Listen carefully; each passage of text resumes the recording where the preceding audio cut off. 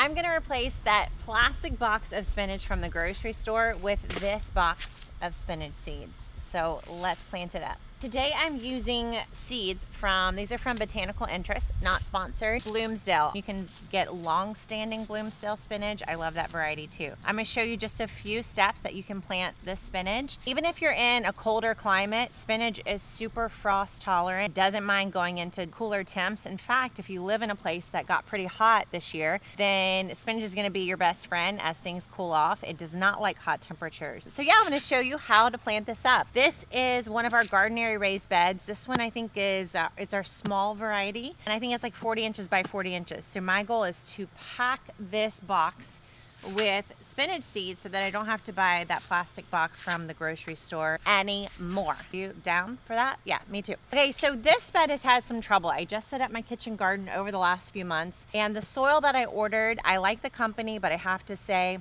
it wasn't good. So you're gonna see, if you see like a close-up of this soil, you can see little baby salad plants, and that's because I planted a lot of salad in here and it just never took off. It was like it grew to this height and then it just quit, which definitely told me that something was up with the soil quality. So I have this little, not sure what this tool is called. You can tell me in the comments if you know.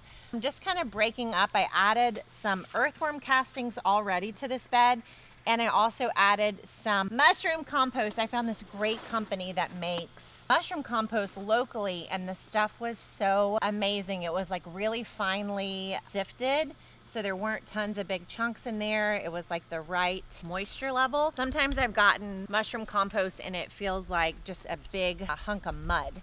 So anyway, what I'm trying to do is just loosen up the first few inches of soil here, and then I'm just gonna rake it flat. So one thing that you wanna be sure you do with any kind of lettuce seed, but spinach seed too, is you don't want your soil to be uneven. You really want it to be even, level, because these little seeds are gonna move around quite a bit.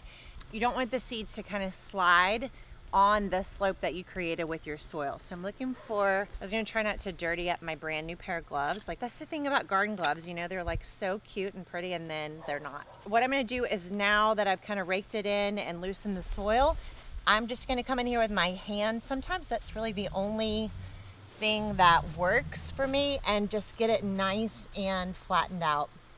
So I have one package of seeds. You might need two. We'll see how it fills up the bed. Obviously, I already have some things planted in here.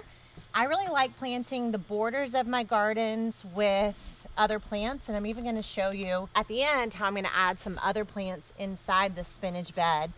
And I'm going to show you at the end how to protect this spinach from pests, because if you're like me, that's actually another problem I've had in this garden so far, is we have woods right behind the garden and we're ending up with a lot of wildlife in here. It's crazy. So I'm going to show you how I protect the spinach too at the end. Okay, so this isn't perfect. You can still see some of these chunks of soil, which is not ideal. You can see that like clay ball there. I think that might have been part of the problem with my first delivery of soil, is it just had too much clay in it. But in general, we're pretty nice and even. You could take a board and slide it over the top of this soil, which would be really effective in evening it out. Okay, now that we've done that part, I've already put in earthworm castings. This is pretty much compost here at the top of the soil, and it's a great medium to plant lettuce or spinach seeds directly into. Okay, the next little tool I have is this seed spacer. I love this thing. Last time I posted about this little ruler, everybody was like, we need that ruler. So it's from Bergen & Ball, not sponsored. The last time I checked, I couldn't find a place to buy this. Of course, you can make your own. Maybe we'll make a video. Tell me if you think we should make a video on how to make your own little spacer ruler thing. But I love this thing because it keeps me from overplanting my seeds, which I definitely need the help with. So all I'm gonna do is take this little thing. It would be so awesome, I think, if I had a longer one, right? And I'm just going to start to plant. For this part, I'm going to plant out the seeds, and I'm gonna plant them like one every 2 inches. So spinach seeds they look like little pebbles, don't you think? They're so tiny. And you can soak these ahead of time. It also will make it a little bit easier to handle, but that is it. So I'm gonna take these and let's see how fast I can plant this bed. All right, so I put it in a line like that, and then I'm just going to start over here and keep going. So I'm going every other hole, and that is how you do it. Now, the thing about spinach seeds, they can be very slow to germinate. So oftentimes, when you plant your spinach seeds, you may think that nothing is happening because you're not seeing anything pop out of the soil. And I just have to say, you do have to be patient. So now what I'm going to do on this next row, I'm just using my ruler. I'm going to stagger it. So I went on that first line, so now I'm going to go in between there, which is great. Staggering, I learned staggering, don't come at me for this, but I learned staggering from cheerleading because I cheered my whole middle school, high school career. I'm sure you're shocked. And we always stood in a stagger so that every girl could be seen by the crowd, you know? So what that meant is like you'd have two girls and then, you know, you have a girl right in between there. So basically you want to think about the cheerleading squad and how much you loved us or hated us when you're planting out this spinach seed. So I've got 2 rows done. Now we're going to keep going. So y'all, this is it. The garden is like meditative. So my mom told me that she loves laundry. I really don't like laundry at all. I'm terrible at laundry and I avoid it at all costs, which isn't great, by the way, if you have 4 kids, although it can be because like 2 of them now actually do all their laundry by themselves. Anyway, my mom loves it. She's like, Nicole, it's so like meditational for me or whatever, because she's like, I don't have to think about it. I can just sit there and fold laundry and, you know, it just like clears my head. It's not complicated, whatever. And I'm like, okay, but I'm still not buying it. And so for me, this is my form of meditative activity. Like just sitting here, you know, the sun on my back and just literally filling in the holes. I don't have to think about it. I'm just kind of doing it. It's really nice. I love it. So you notice I am pushing down on the ruler each time before I plant. And that is because I want to compact the soil a little bit. And I'll show you in a few minutes, I'm going to show you how I make sure that there's good soil contact with the seeds, because that's a major part of it too. So I am not quite halfway done, but I'm getting there. So spinach is in the amaranth plant family. Also in that family is beets and Swiss chard. They are considered like one of the superfoods. They have all kinds of antioxidants and cancer fighting qualities, vitamin C and calcium. You can correct me, I may be wrong, I'm not like a health professional, but basically spinach is just good for you. How do I use this spinach, you might ask? This much spinach especially. So I love to make a green smoothie every morning. That's like one of my health practices. What I found in like my first few years of being a mom is that I could easily go all day like running with the kids and cooking and stuff and end up never eating a vegetable because like, I don't know, cutting up a salad or making something for myself, I would just forget to do it or just, you know, grab stuff on the go. And I'm not against like granola bars and stuff like that, but basically I could get to the end of the day. And especially even when I started Rooted Garden in Houston, I would be in the car, you know, a lot, driving to clients' homes and stuff like that. And it was so ironic because I was literally setting up vegetable gardens for people and I was eating like pretzels and granola bars for my diet. And so I was like, okay, I will not be a hypocrite, you know what I mean? So that's when I started doing the green smoothie. I was like, okay, even if I don't have time to eat like an actual meal or cut up a salad, a smoothie was something that I could make on my way out the door. It didn't take very long and I could bring it with me. So if it was a busy morning and I was doing food for the kids and stuff and packing their lunches and getting off to a client's house, I could always bring my green smoothie with me. It just became a thing. Like it always made me feel so good. It made it cleared my digestive system, if you know what I mean. And it just became something that I could count on. And so even at the end of the day, if like all the rest I'd had was a granola bar and some crackers and maybe an apple or something, I knew I had at least had vegetables. I tell you that whole story to tell you that I use spinach to make my smoothies, spinach or kale, but mostly spinach. And so that's my favorite, easiest way to use it. When I started doing the green smoothie thing, I was already gardening and I already had a lot of greens, but I've noticed like if you bring, like in times where I've moved or I haven't had my garden set up, you can spend a ton of money on those greens and it's really not that convenient, I think, to do green smoothies or juices if you don't have it growing in your garden. So that's my top way. Second way, obviously, making a salad. The next thing for spinach, I got soil in here. The next thing for spinach would be to use it for like wraps. So a lot of these greens end up being really large and you can actually make little lettuce wraps with them, that kind of thing. So that's super fun. And then making dishes, like warm dishes. So like I learned this from Animal Vegetable Miracle, actually, the book by Barbara Kingsolver. I'll have to tell you more about that book, but that was the book that got me gardening in the first place. And when she writes about, like, she gives little ideas for her recipes, like how to eat seasonally. And one of her key ones for the winter is a frittata. And frittatas are super, that was the first time I ever made one. Frittatas are super easy to make. When you have spinach in the garden, they're even easier. I'm gonna clean this off. We're almost done.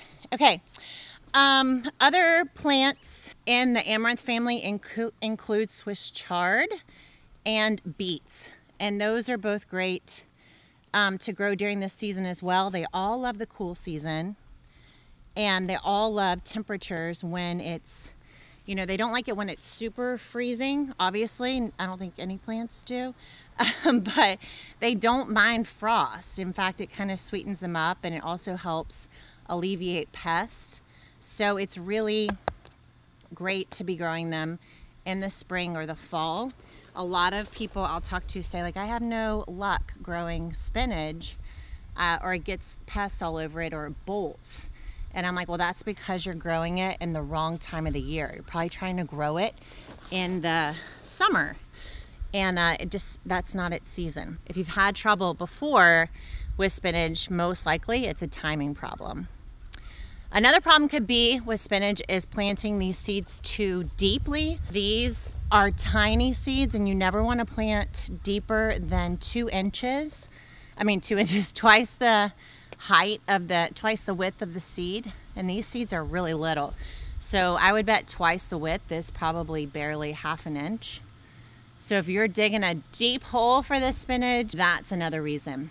So a lot of people like to grow spinach. In fact, I have a good friend who she's like a gardening pro, I would say, like way better than me. And she starts all of her plants from seed. And she starts her spinach indoors. And she was commenting one time on my spinach and how it was still thriving, even though temperatures had started to heat up. And I decided, now, I don't know if she agrees, but I decided it was because mine was started in the garden directly rather than as a transplant. So you can transplant spinach, like you can grow it indoors, but I think it makes it bolt sooner and it's harder when you transplant it to guarantee that it's going to make it because the roots are really shallow. So sometimes when you have a shallow rooted plant, it just isn't made to transfer. If you see a spinach plant at the plant store, I wouldn't buy it if I were you. I don't think it's worth it, especially if you don't know how they grew it or how old it is. It's probably going to cost you like $3, $4 to buy that. And it's just not worth it. You could buy this whole package of seed.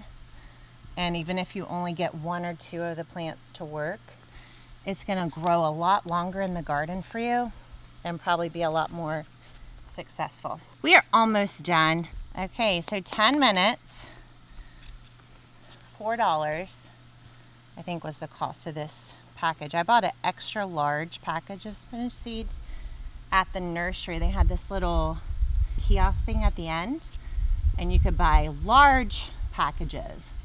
So I was like, yes. Sign me up, because I want to fill up this whole thing. Last line. So you can see how the reason why I like leaving these here is I can, you know, make sure I got all the lines. And it also just helps as you keep planting to make sure you're not over planting or if you miss a spot. Okay, I think we did it. I'm gonna throw these in for bonus. So now what we gotta do is make sure all of these, I'm gonna add these real fast down here just for evenness. So if y'all follow me, you know that I love a symmetrical garden. So I can't have that side go all the way and this side not. It's just not gonna be beautiful, you know what I'm saying? Okay, so we got that. So now the job is to make sure that all the seeds are touching. I mentioned that this is an extra large one. So this was $4.59 for the package, and then this one is $2.49. So this is 10 grams and this is 3 grams. For 3 times the amount of seeds, not even 2 times the price. So if you can find this extra large variety, definitely worth it. Okay, so now I'm gonna take my little seed spacer thingy, and what I do is I just go down the line and just push each seed in. Now I could probably just do this by hand even, but I do like the way that the seed spacer kind of pushes them. So basically what you're going for here, you don't want the seeds to not have good soil contact. If they don't, they're gonna pop up as they're watered and not take, basically if you end up with root growing above the soil level, your plant's gonna be pretty spindly and not nearly as successful. So that is that. Go around and do that. I'm gonna now just do it by hand because I was taking too long, you know what I'm saying? Now you can cover these, you don't have to. If you do cover them, I would cover them very, very little. So I can pull like a little bit of soil from, you know, the side of the bed, but you really don't want them covered too much. Maybe just like a little 1/4 of an inch of compost, something like that. But really just by pushing them in, you don't want to compact the soil too much. The soil, like a key part of the seed germinating is having air in the soil. There we go. So last few things I'm gonna do. One, I'm gonna add a little bit of garlic. So these plants are gonna finish in a few months. So I'm gonna try to put a couple of garlic cloves in here. This is gonna help with pest protection. And then it'll also, these can keep growing long past when the spinach is done. So I'm just going to dig a hole. I'm gonna try to put them kind of in an even space. Do 4 cloves of garlic and see how it goes. I haven't done this a lot. Last year though, I planted garlic and I really wished that I had more greens growing around it, because I was like, this is the perfect combination, you know, to have garlic planted with greens around them. Let's see if I have any more cloves. I'm just gonna do those 4 for right now. All right, so that's a pest protection right there. Any plant in the allium family is absolutely gonna help protect greens, things like spinach. Now for the final touch, the thing I'm gonna use to protect these greens from pests, especially bigger pests, not like caterpillars, but like squirrels and stuff, is I'm gonna put hoops on this bed and then cover it with mesh. So I'm gonna take this little hoopy guy and slide it into both sides of the bed. You probably only need 1, but I'm gonna do 2 just in case. Bring them each at like a 1/3 into the bed. And then I have this mesh, and I've used this so much, so I'm gonna have to cut it to fit this bed. We roped this up for my move. My husband was like, can we throw all that fabric stuff away? I was like, no, we need this. So this is made for like a 4-foot wide bed, but it's gonna be perfect for this. And you can replace this with frost cloth if if you're hitting frost after this. I'm gonna slide this over. And the great thing about this is that it is porous, like it's full of holes, right?